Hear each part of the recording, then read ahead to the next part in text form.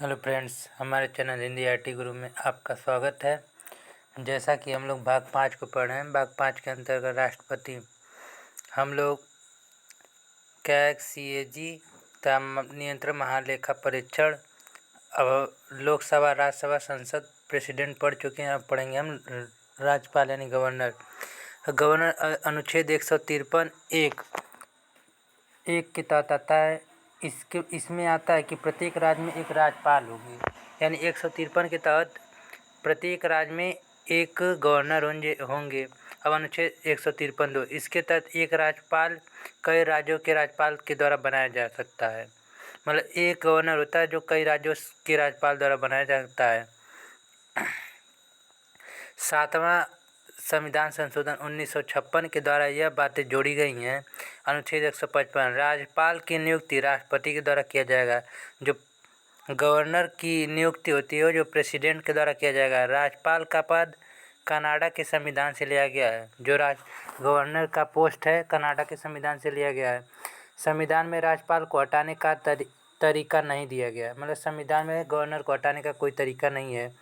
अब योग्यताएँ राज्यपाल की बनाने की क्या क्या योग्यताएं होती है। अनुच्छेद 158 के तहत सर्वप्रथम राज्यपाल भारत का नागरिक होना चाहिए, वह पागल या दिवालिया न हो और 35 वर्ष की आय पूरा कर चुका हो और किसी लाभ के पद पे न हो। अब नियुक्ति राज्यपाल की कैसे होती है। अनुच्छेद 155 के तहत जो राज्यपाल की नियुक्ति होती है राष्ट्रपति के द्वारा होती है। शपथ 159 के तहत सुप्रीम कोर्ट के हाई कोर्ट के मुख्य न्यायाधीश के द्वारा इसको शपथ दी जाती है। कार्यकाल राज्यपाल का कार्यकाल 5 वर्ष होता है। वेतन 3.5 लाख रुपये मंथली दी जाती है, जो भारत की संचित निधि से दी जाती है।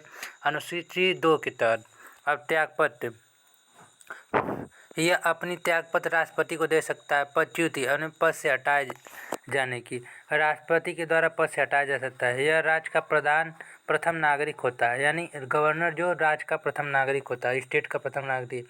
अब भारत की महिला राज्यपाल सर्वप्रथम जो सरोजिनी नायडू थी। अब उत्तर प्रदेश की महिला राज्यपाल है प्रथम राज्यपाल सरोजिनी नायडू। वर्तमान में यूपी के राज्यपाल जगदीप धनखड़ हैं। इस समय राज्यपाल राज्य विश्वविद्यालय के कुलपति होता है। जो गवर्नर होता है राज्य के यूनिवर्सिटी का कुलपति होता है। केंद्र शासित राज्यों में उपराज्यपाल की नियुक्ति की जाती है, मतलब यूनियन टेरिटरीज में उपराज्यपालों की नियुक्ति की जाती है। संविधान में उपराज्यपाल के पद का सृजन नहीं किया, जो कॉन्स्टिट्यूशन है उसमें उपराज्यपाल के पद का सृजन नहीं किया गया। अब राज्यपाल की कार्यपालिका शक्तियाँ। अनुच्छेद 154 के अनुसार राज्य की कार्यपालिका शक्ति राज्यपाल में निहित होगी, यानी राज्य की जितनी भी कार्यपालिका शक्ति है जो गवर्नर में निहित होगी, तथा वह उसका प्रयोग संविधान के अनुसार स्वयं या अपने अधीनस्थ अधिकारी द्वारा करेगा। जो उसका अधिकार होगा वह संविधान के अनुसार स्वयं या अपने किसी भी अधिकारी के द्वारा करवा सकता है। अब अनुच्छेद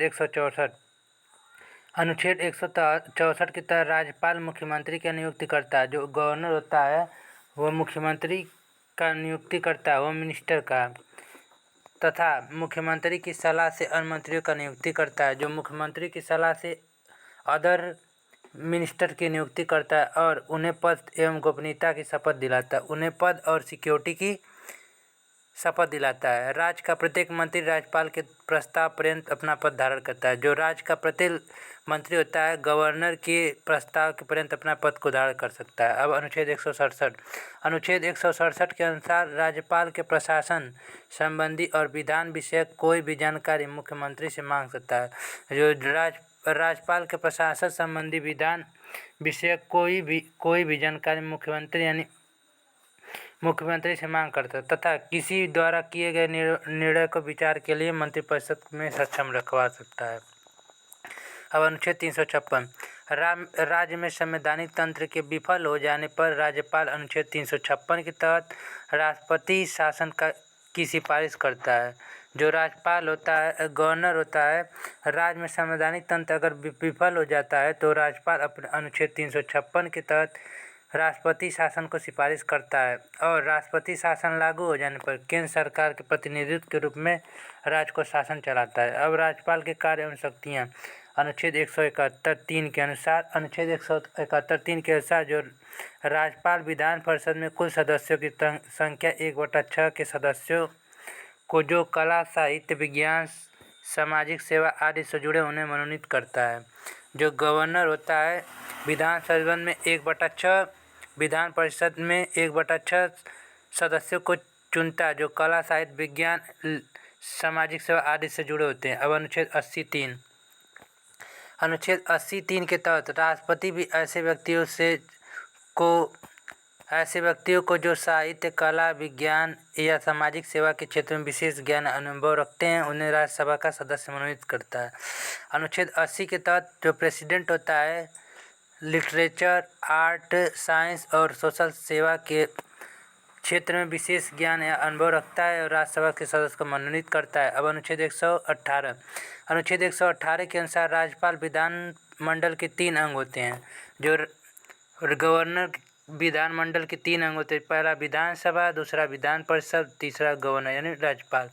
अब अनुच्छेद 174 के अनुसार राज्यपाल राज्य विधानमंडल के एक या दोनों सदनों का समय समय पर अधिवेशन बनाता है। जो गवर्नर होता है एक या दोनों सदनों पे अपना समय समय पर अधिवेशन बुलाता है तथा उसका सत्रावसान कर देता है। गवर्नर जो इसका सत्रावसान कर सकता है किसी एक अधिवेशन की अंतिम बैठक तथा आगामी अधिवेशन में प्रथम बैठक के बीच 6 माह से अधिक अंतर नहीं होना चाहिए, अन्यथा राज्यपाल विधानसभा को विघटित भी कर सकती है। अब अनुच्छेद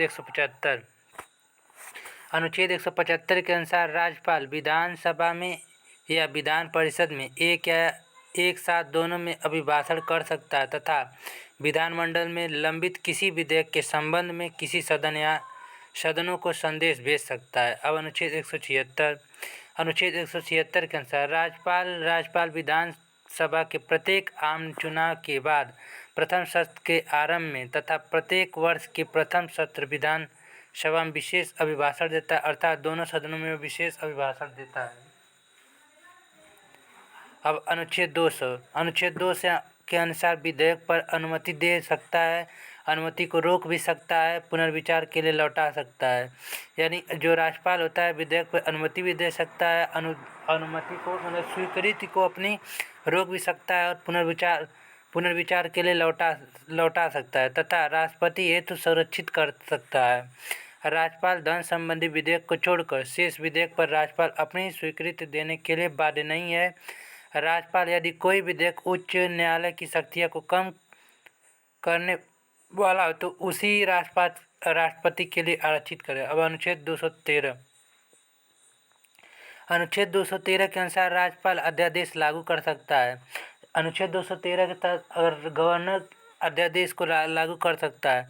राज्यपाल अध्यादेश को तब लागू करता है जब विधानमंडल के दोनों सदन सत्र में नहीं होते हैं, तत्कालीन परिस्थिति में किसी सदन कानून की आवश्यकता हो या अध्यादेश विधानमंडल की अनुमति के बगैर अधिनियम 7 से 7.5 माह तक की जरूरी रह सकती है। राज्यपाल अध्यादेश सिर्फ राज्य सूची तथा समवर्ती सूची के विषय पर जारी कर सकता है। जो गवर्नर होता है स्टेट समवर्ती सूची तथा राज्य सूची के विषय पर ही जारी कर सकता है। न्यायिक शक्ति अनुच्छेद